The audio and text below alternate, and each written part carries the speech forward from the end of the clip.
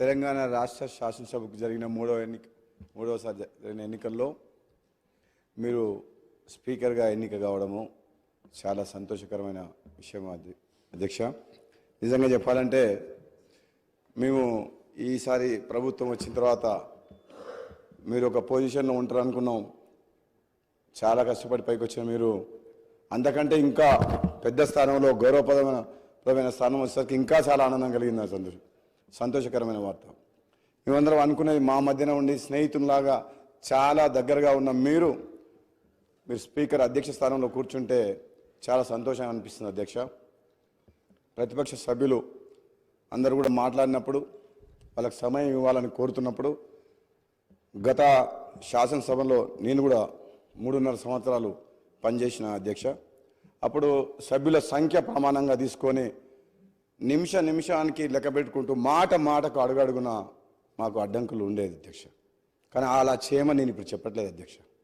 సంఖ్యాపరంగా కాకుండా ప్రజా సమస్యల మీద మాట్లాడేటప్పుడు ప్రతిపక్ష సభ్యులకు తగిన సమయం ఇవ్వాలని, అధికారపక్షమైన ప్రతిపక్షమైన ఈ తెలంగాణ రాష్ట్ర ప్రజలు ఎన్నో ఆశలతో తెలంగాణ రాష్ట్రం సాధించుకున్నారు కాబట్టి ఈ ప్రజాస్వామ్యాన్ని కాపాడే విధంగా ప్రశ్నించే గొంతుగా ప్రజల పక్షాన ప్రజాప్రతినిధులుగా ఎన్నికై ఈ సభకు వచ్చిన ప్రతి ఒక్కరికి కూడా వాళ్ళ సమస్యలు కానీ, వాళ్ళ నియోజకవర్గ సమస్యలు కానీ, తెలంగాణ రాష్ట్రంలో ఎన్నో ఆశలతో పెట్టుకున్న ప్రజల సమస్యలు కానీ మాట్లాడే అవకాశం మీరందరికీ కూడా కల్పిస్తారని చెప్పి కోరుకుంటూ, ఒక విధంగా చెప్పాలంటే గతంలో జరిగిన చేదు అనుభవాలను నేను చెప్పదలుచుకోలేదు. కానీ సభ్యులందరికీ కూడా అధికార పక్ష సభ్యుల పార్టీ తరఫున మేము మాటిస్తున్నాం.